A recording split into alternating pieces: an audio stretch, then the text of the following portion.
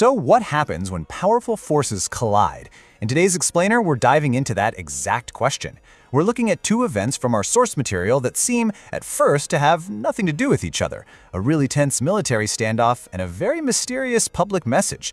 But as you'll see, they're both about one thing: challenging authority.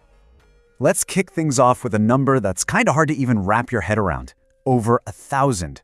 According to our source, that's how many giant cargo ships are said to be stuck in what's being described as a terrifying maritime traffic jam. And this isn't just some logistical headache, it's the start of a huge international crisis. And where is all this happening? The source puts this massive gridlock right in the Persian Gulf.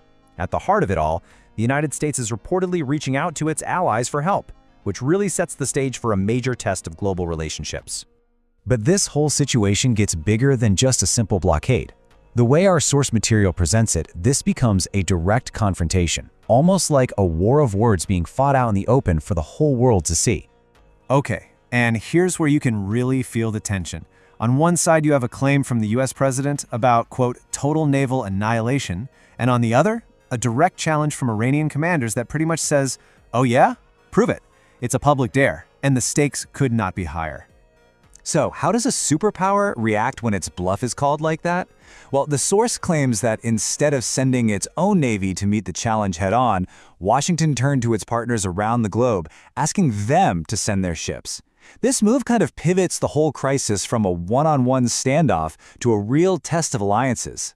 And that test of alliances, well, it leads to what the source calls the biggest shock of this whole event. Because the answer from those allies was probably not what anyone in Washington was expecting to hear. I mean, just take a look at this list. According to our source, we're not talking about minor players here. These are key U.S. allies: France, Japan, Australia, and even its closest partner, the United Kingdom. All of them have reportedly said no to sending their naval fleets, apparently because they don't want to sacrifice their ships in another country's conflict. This one sentence from the source material just perfectly captures the story being told.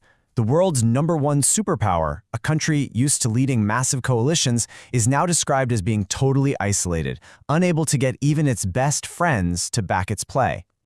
Okay, now we're going to shift gears completely. We're moving from a challenge on the high seas to a very different kind of defiance. Our second source brings us a much more mysterious and honestly a more unsettling kind of confrontation.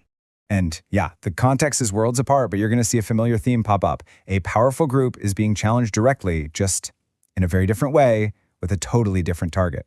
So this is the exact text from our second source. It's